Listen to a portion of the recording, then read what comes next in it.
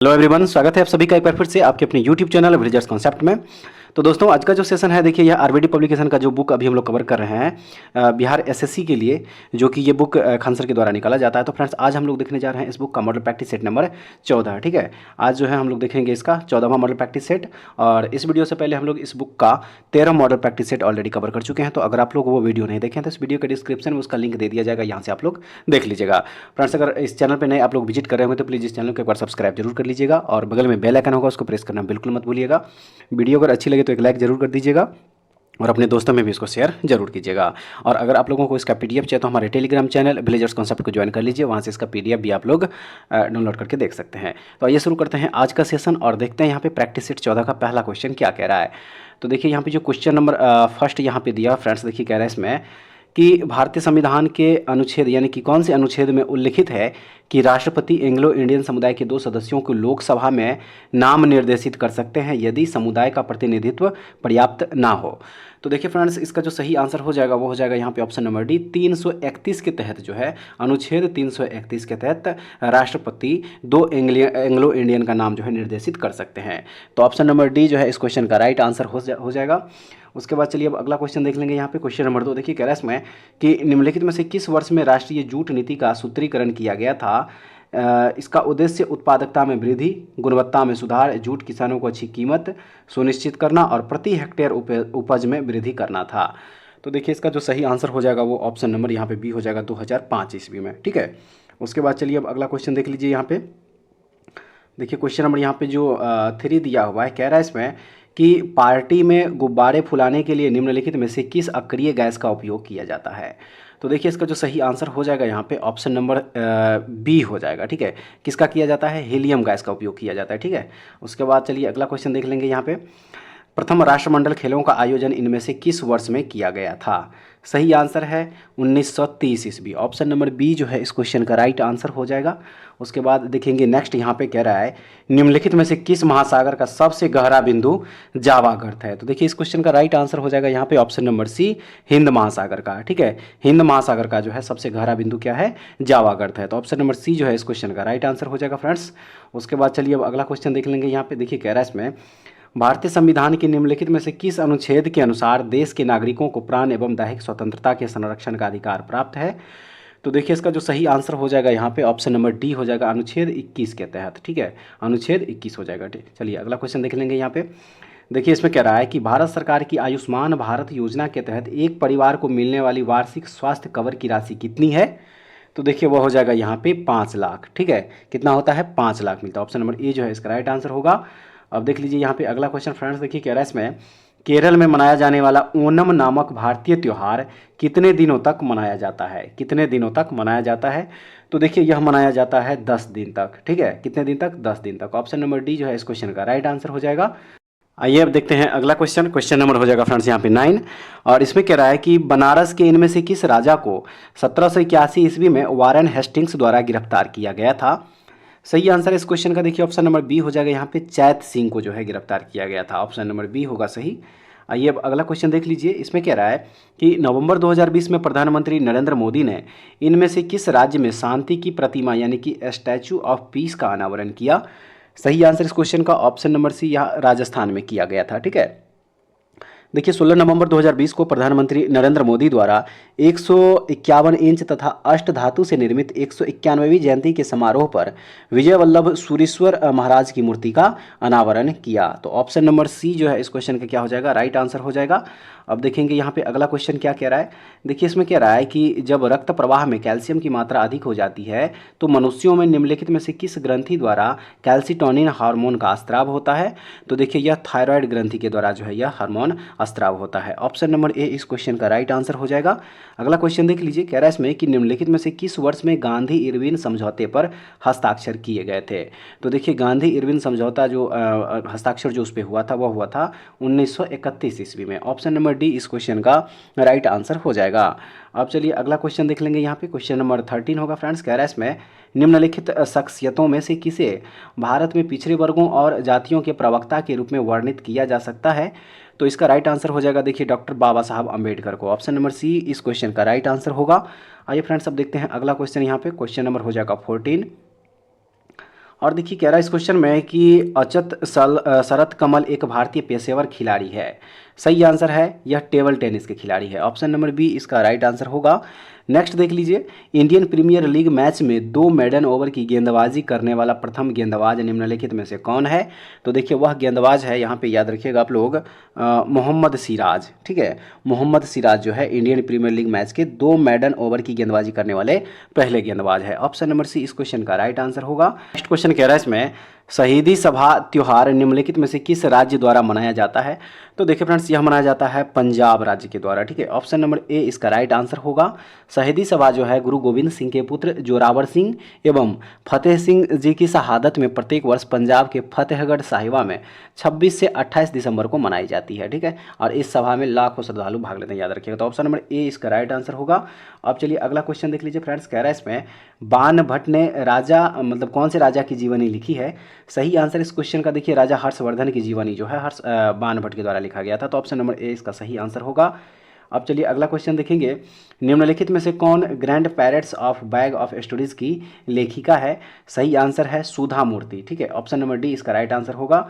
अब चलिए अगला क्वेश्चन देख लीजिए, कह रहा है इसमें कि भारत में किस निर्जन द्वीप में एक पक्षी अभयारण्य स्थित है? एक पक्षी अभयारण्य स्थित है। तो देखिए फ्रेंड्स इसका राइट आंसर है ऑप्शन नंबर ए पिट्टी द्वीप में। ठीक है, पिट्टी द्वीप में जो है एक पक्षी अभयारण्य स्थित है। ऑप्शन नंबर ए इसका राइट आंसर हो जाएगा। भारत में अरब सागर में लक्षद्वीप केंद्र शासित प्रदेश में पिट्टी द्वीप स्थित है, याद रखिएगा। और यहाँ पर पक्षी अभयारण्य स्थित है तथा इसमें अनेकों पक्षी निवास करते हैं और प्रवासी पक्षी भी यहाँ पर आते हैं। तो ऑप्शन नंबर ए इसका राइट आंसर हो जाएगा। और चलिए अगला क्वेश्चन देख लीजिए, यहाँ पे देखिए इसमें कह रहा है कि निम्नलिखित में से किस वास्तुकार को ब्रिटिश काल के दौरान नई दिल्ली के मुख्य भागों में इमारतों की योजना बनाने और उन्हें डिजाइन करने का श्रेय दिया जाता है? तो देखिए फ्रेंड्स यह श्रेय दिया जाता है एडविन लुटियंस को। ठीक है, ऑप्शन नंबर सी जो है इसका सही आंसर होगा। अब चलिए अगला क्वेश्चन देख लीजिए, निम्नलिखित में से कौन सा द्वीप यूनेस्को विश्व धरोहर स्थल है जिसमें मुख्य रूप से हिंदू भगवान शिव को समर्पित गुफा मंदिरों का संग्रह है? तो देखिए वह द्वीप यहाँ पे हो जाएगा एलिफेंटा का द्वीप। ठीक है, एलिफेंटा का द्वीप जो है इस क्वेश्चन का राइट आंसर हो जाएगा। अब चलिए अगला देख लीजिए, यहाँ पे देखिए फ्रेंड्स कह रहा है इसमें कि निम्नलिखित में से कौन सा समुद्री बंदरगाह हिंद महासागर में स्थित नहीं है? तो देखिए वह हो जाएगा मनीला जो फिलीपींस में है। यह बंदरगाह जो है यह हिंद महासागर में स्थित नहीं है क्योंकि ये जो है प्रशांत महासागर में स्थित है। ठीक है, तो ऑप्शन नंबर ए इसका राइट आंसर होगा। अब अगला क्वेश्चन देख लीजिए, कह रहा है इसमें कि इसरो का प्रस्तावित शुक्रयान मिशन कौन से ग्रह के अध्ययन के लिए है? तो देखिए यह हो जाएगा यहाँ पे शुक्र ग्रह के अध्ययन के लिए। ऑप्शन नंबर सी जो है इसका राइट आंसर होगा। अब चलिए अगला क्वेश्चन देख लीजिए, इसमें कह रहा है कि ओलंपिक रिंग पहली बार सार्वजनिक रूप से किस वर्ष में प्रस्तुत किए गए थे? तो यह प्रस्तुत किए गए थे, याद रखिएगा, 1913 ईस्वी में। ठीक है, देखिए ओलंपिक संघ द्वारा ओलंपिक की 5 रिंगों को सार्वजनिक रूप से 1913 में अंतर्राष्ट्रीय ओलंपिक संघ द्वारा स्वीकार करके प्रस्तुत किया गया। तो ऑप्शन नंबर सी इसका राइट आंसर होगा। अब चलिए अगला क्वेश्चन देख लीजिए, यहाँ पे कह रहा है इसमें कि स्क्रब टाइफस रोग एक प्रकार के किसके कारण होता है? किसके कारण होता है? तो देखिए फ्रेंड्स यह होता है जीवाणु के कारण, यानी कि बैक्टीरिया के कारण। ठीक है, तो ऑप्शन नंबर बी जो है इस क्वेश्चन का राइट आंसर हो जाएगा। अब नेक्स्ट देख लीजिए, अकबर के दरबार के नवरत्नों में शामिल महेश दास निम्न में से किस नाम से लोकप्रिय थे? तो देखिए यह लोकप्रिय थे बीरबल के नाम से। ऑप्शन नंबर ए इस क्वेश्चन का राइट आंसर हो जाएगा। उसके बाद चलिए अब अगला क्वेश्चन देख लीजिए, यहाँ पे देखिए फ्रेंड्स अगला क्वेश्चन जो यहाँ पे दिया क्वेश्चन नंबर 27 हो जाएगा। ठीक है, और देखिए कह रहा है इस क्वेश्चन में कि अल्फ्रेड नोबेल की स्मृति में आर्थिक विज्ञान में 2020 का स्वेरिजेस रिक्स बैंक पुरस्कार संयुक्त रूप से किसको प्रदान किया गया था? तो देखिए यह प्रदान किया गया था पॉल आर मिलेग्रोम को और रॉबर्ट बी विल्सन को। तो ऑप्शन नंबर ए इसका राइट आंसर होगा। उसके बाद चलिए अब अगला क्वेश्चन देख लीजिए, यहाँ पे कह रहा है कि इकोनॉमिक सर्वे ऑफ इंडिया 2019-20 ने किसके विचार को एक सार्वजनिक हित के रूप में पेश किया जिसे अधिक उपयोग के साथ बढ़ाया जा सकता है? सही आंसर है इसका ऑप्शन नंबर ए हो जाएगा, यहाँ पे विश्वास हो जाएगा। ठीक है, विश्वास के विचार को एक सार्वजनिक हित के रूप में पेश किया जिसे अधिक उपयोग के साथ बढ़ाया जा सकता है। तो ऑप्शन नंबर ए जो है इस क्वेश्चन का राइट आंसर हो जाएगा। उसके बाद चलिए अब देखेंगे अगला क्वेश्चन, यहाँ पे मुगल बादशाह शाह आलम द्वितीय ने किस वर्ष में बंगाल, बिहार और ओडिशा की दीवानी ईस्ट इंडिया कंपनी को अनुदान स्वरूप देने का फरमान जारी किया था?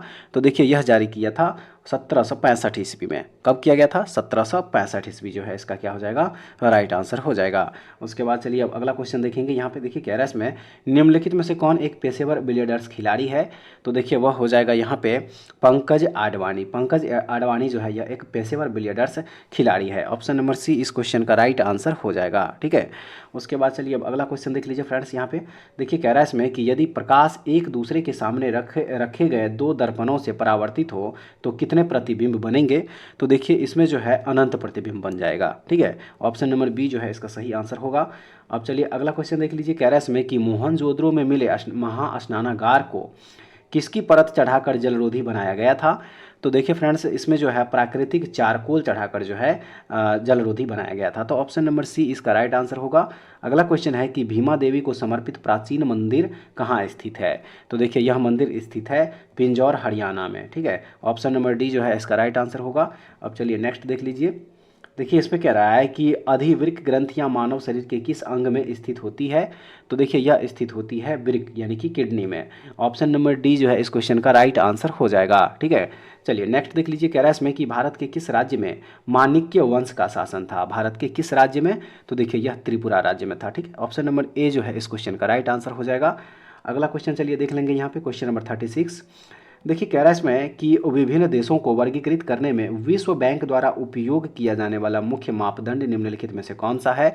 तो देखिए वह मापदंड हो जाएगा यहाँ पे प्रति व्यक्ति आय। ठीक है, क्या हो जाएगा? प्रति व्यक्ति आय हो जाएगा। ऑप्शन नंबर बी सही होगा।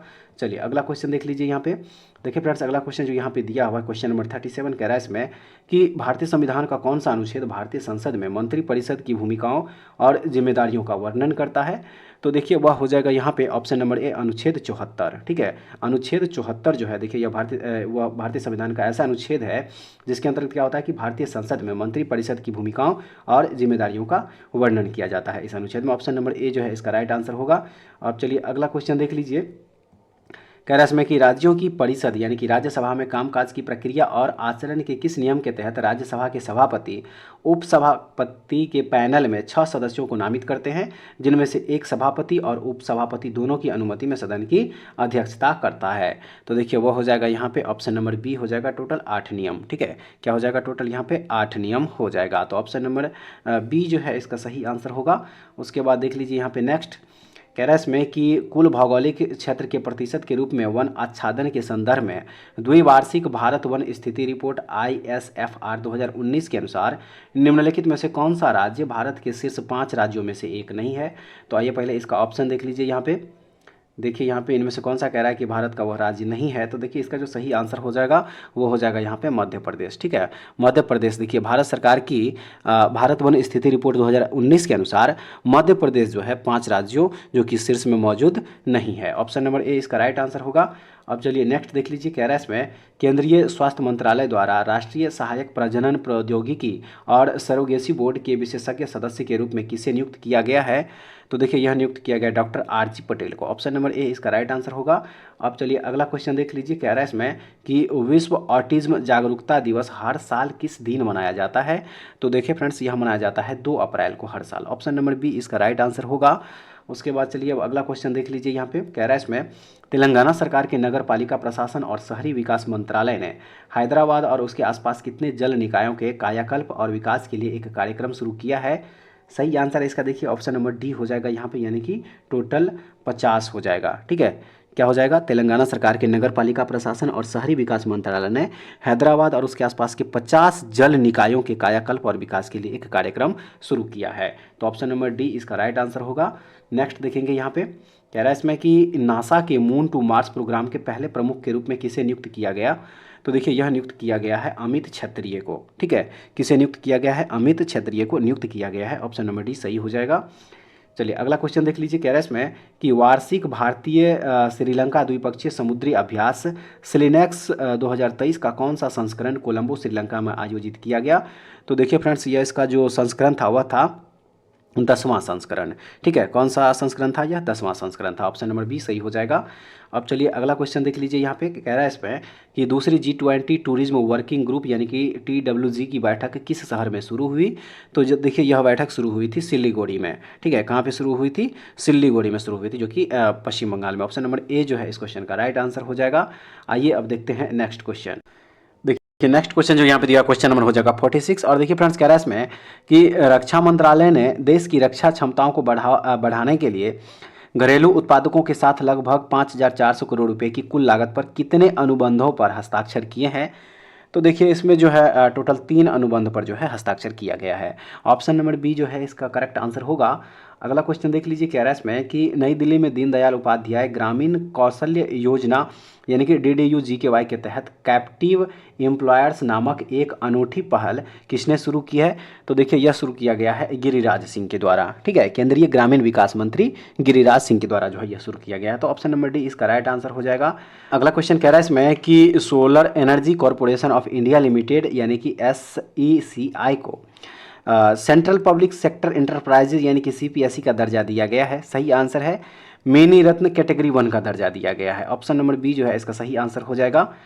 अगला क्वेश्चन देखेंगे, यहाँ पे देखिए कह रहा है 10 दिवसीय सांस्कृतिक उत्सव सौराष्ट्र तमिल संगम किस राज्य में शुरू हुआ है? तो देखिए फ्रेंड्स यह शुरू हुआ है गुजरात में। ऑप्शन नंबर सी जो है इसका सही आंसर हो जाएगा। उसके बाद चलिए अब देखेंगे अगला क्वेश्चन, यहाँ पे क्वेश्चन नंबर 50 होगा। और देखिए इसमें कह रहा है कि कम्बम पनीर थ्राचाई जिसे कम्बम अंगूर के नाम से भी जाना जाता है को भौगोलिक संकेत यानी कि GI टैग मिला है। कम्बम अंगूर किस राज्य का अंगूर है? तो देखिए फ्रेंड्स यह है तमिलनाडु का। ठीक है, तमिलनाडु का यह अंगूर है। ऑप्शन नंबर बी इसका राइट आंसर है। अगला क्वेश्चन है भारत का सबसे नया नाभिकीय ऊर्जा संयंत्र कौन सा है? सबसे नया तो वह हो जाएगा देखिए यहाँ पे कुडनकुलम। कुडनकुलम जो है यह भारत का सबसे नया नाभिकीय ऊर्जा संयंत्र है जो कि तमिलनाडु में स्थित है। ऑप्शन नंबर सी इसका राइट आंसर होगा। अब चलिए अगला क्वेश्चन देख लीजिए, कह रहा है इसमें कि मीथेन का प्रतीक क्या है? मीथेन जो होता है उसका प्रतीक क्या होगा? सही आंसर है CH4। ठीक है, मीथेन का प्रतीक क्या होता है? CH4 होता है। तो ऑप्शन नंबर डी इस क्वेश्चन का राइट आंसर होगा। अब चलिए अगला क्वेश्चन देख लीजिए, यहाँ पे क्वेश्चन नंबर 53। और देखिए इसमें कह रहा है कि केल्विन पैमाने पर पानी का हिमांक क्या होगा? तो सही आंसर इसका ऑप्शन नंबर यहाँ पे डी हो जाएगा। केल्विन पैमाने पर जो पानी का हिमांक होता है वो होता है 273.15 केल्विन। ऑप्शन नंबर डी सही होगा। नेक्स्ट है कोशिका की खोज किसने की थी? तो देखिए कोशिका की खोज जो है वह रॉबर्ट हुक के द्वारा करा गया था। तो ऑप्शन नंबर बी इसका राइट आंसर होगा। अब चलिए अगला क्वेश्चन देख लीजिए फ्रेंड्स। देखिए अगला क्वेश्चन जो यहाँ पे दिया हुआ है क्वेश्चन नंबर 55। देखिए इसमें कह रहा है कि निम्न में से किस अंग की व्याधियों के निदान के लिए EEG परीक्षण किया जाता है? सही आंसर है मस्तिष्क के लिए। ऑप्शन नंबर ए इस क्वेश्चन का राइट आंसर हो जाएगा। अब चलिए अगला क्वेश्चन देख लीजिए, यहाँ पे क्वेश्चन नंबर 56 होगा। देखिए फ्रेंड्स कह रहा है इस क्वेश्चन में कि फास्फोरस की परमाणुकता क्या है? फास्फोरस की परमाणुकता यानी कि एटोमिसिटी क्या होगा? सही आंसर इसका ऑप्शन नंबर बी हो जाएगा, चतुष्परमाणुक होता है, टेट्रा एटॉमिक। ठीक है, ऑप्शन नंबर बी इसका राइट आंसर होगा। अब चलिए नेक्स्ट देख लीजिए, यहाँ पे देखिए इसमें कह रहा है कि श्वासनली यानी कि ट्रैकिया इनमें से किस मानव तंत्र का एक भाग है?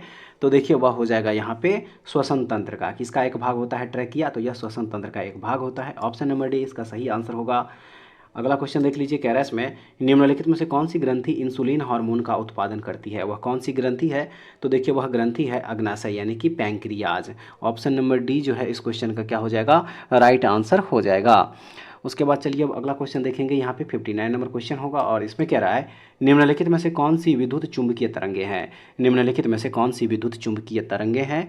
तो देखिए इसमें जो एक्स किरणें हैं यह एक विद्युत चुंबकीय तरंग है। ऑप्शन नंबर सी इस क्वेश्चन का राइट आंसर हो जाएगा। अब चलिए अगला क्वेश्चन देखेंगे, यहाँ पे देखिए इसमें कह रहा है कि दमा यानी कि अस्थमा मानव शरीर के किस अंग का विकार है? सही आंसर हो जाएगा देखिए इसका ऑप्शन नंबर यहाँ पे ए हो जाएगा, श्वसन तंत्र का। दमा जो है यह श्वसन तंत्र यानी कि रेस्पिरेटरी सिस्टम का एक विकार है। तो ऑप्शन नंबर ए जो है सही हो जाएगा। चलिए अगला क्वेश्चन देख लीजिए, यहाँ पे देखिए फ्रेंड्स इसमें कह रहा है इसमें कि लाई डिटेक्टर उपकरण को किस रूप में भी जाना जाता है? इसे किस रूप में भी जाना जाता है? सही आंसर है इसका देखिए ऑप्शन नंबर यहाँ पे डी हो जाएगा। देखिए इसे पॉलीग्राफ के रूप में भी जाना जाता है। ठीक है, किसके रूप में? पॉलीग्राफ के रूप में भी। तो ऑप्शन नंबर डी इसका राइट आंसर होगा। अब चलिए अगला क्वेश्चन देख लीजिए, यहाँ पे देखिए अगला क्वेश्चन जो यहाँ पे दिया हुआ है कह रहा है इसमें कि माइक्रोसॉफ्ट एक्सेल में वर्कबुक किसका एक संग्रह होता है? किसका एक संग्रह होता है? सही आंसर है देखिए यह वर्कशीट का जो है यह एक संग्रह होता है। तो ऑप्शन नंबर सी इस क्वेश्चन का राइट आंसर हो जाएगा। उसके बाद चलिए अब अगला क्वेश्चन देख लीजिए यहाँ पे। क्वेश्चन नंबर हो जाएगा 63। ठीक है, क्वेश्चन नंबर यहाँ पे हो जाएगा 63। और देखिए फ्रेंड्स कह रहा है इस क्वेश्चन में, कह रहा है इसमें कि थायरॉक्सिन के संश्लेषण के लिए कौन सा तत्व आवश्यक है। कौन सा तत्व आवश्यक है थायरॉक्सिन के संश्लेषण के लिए। तो देखिए वह तत्व हो जाएगा यहाँ पे आयोडीन। ऑप्शन नंबर बी जो है सही हो जाएगा।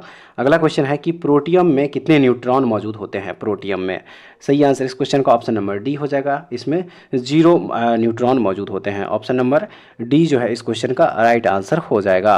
अब चलिए अगला क्वेश्चन देख लीजिए यहाँ पे। देखिए फ्रेंड्स कह रहा है इस क्वेश्चन में कि वायु में मौजूद निम्नलिखित में से कौन सा तत्व चांदी की वस्तुओं को काला कर देता है। तो सही आंसर हो जाएगा इसका यहाँ पे ऑप्शन नंबर बी गंधक। ठीक है, वायु में मौजूद गंधक जो होता है यह क्या करता है कि चांदी की वस्तुओं को काला कर देता है। ऑप्शन नंबर बी इसका राइट आंसर होगा।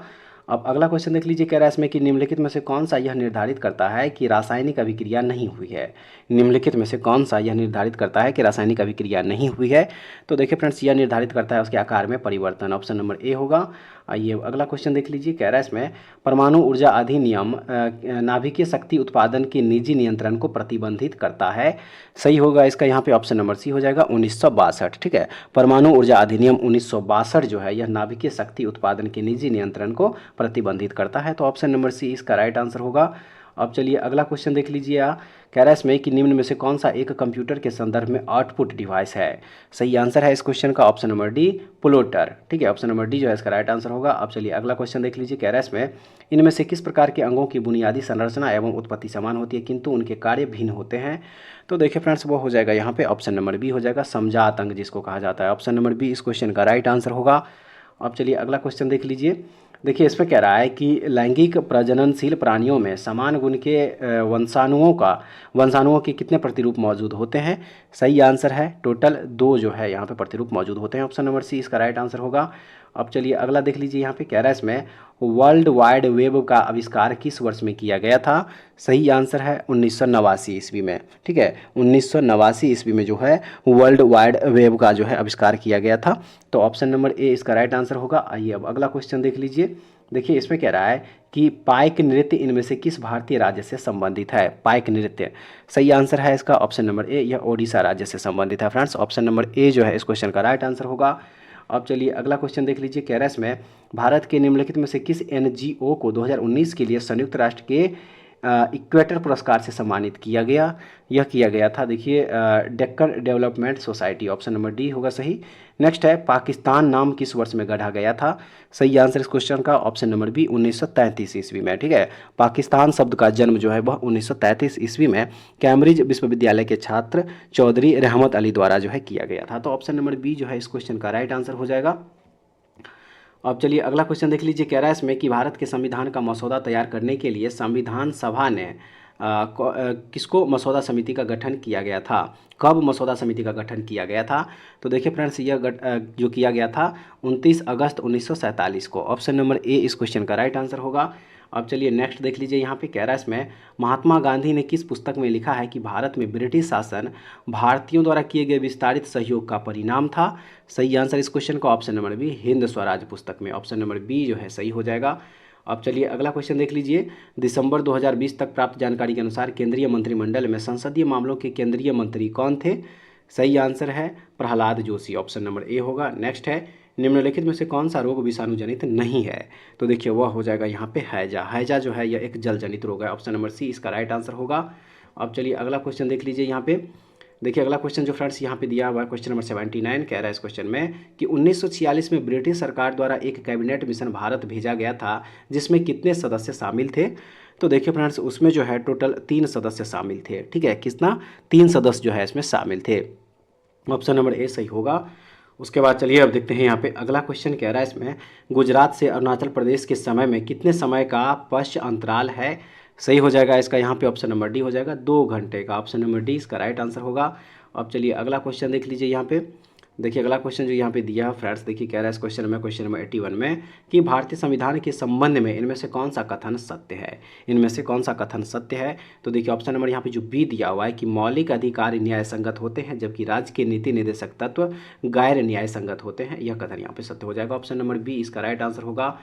अब चलिए अगला क्वेश्चन देखेंगे। यहाँ पे देखिए कह रहा है इसमें आरबीआई द्वारा आवासीय वित्त प्रतिभूतिकरण बाजार के विकास हेतु गठित समिति के अध्यक्ष कौन है?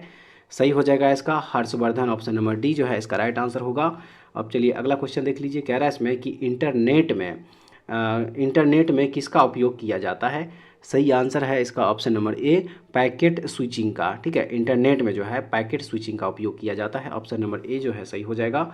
अब चलिए अगला क्वेश्चन देख लीजिए। यहाँ पे क्वेश्चन नंबर 84 देखिए, इस पे कह रहा है कि संयुक्त राष्ट्र संघ की स्थापना कितने देशों द्वारा संयुक्त राष्ट्र चार्टर पर हस्ताक्षर के माध्यम से की गई थी? तो देखिए सही आंसर है इसका ऑप्शन नंबर बी, टोटल 50 देशों के हस्ताक्षर के माध्यम से जो है करी गई थी। तो ऑप्शन नंबर बी इस क्वेश्चन का राइट आंसर हो जाएगा। अब आइए फ्रेंड्स देखते हैं इस सेट का लास्ट क्वेश्चन। यहाँ पे कह रहा है भीमबेटका की गुफाओं की खोज कब हुई थी? भीमबेटका की गुफाओं की खोज कब हुई थी?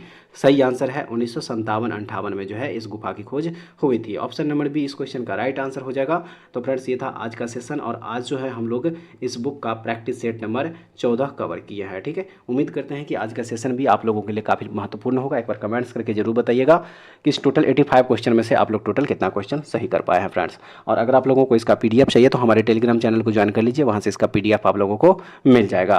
तो ऐसे वीडियो पाने के लिए हमारे चैनल के साथ जरूर जुड़े रहिएगा। नेक्स्ट वीडियो में एक दूसरे सेट के साथ जरूर मिलेंगे। तब तक के लिए जय हिंद।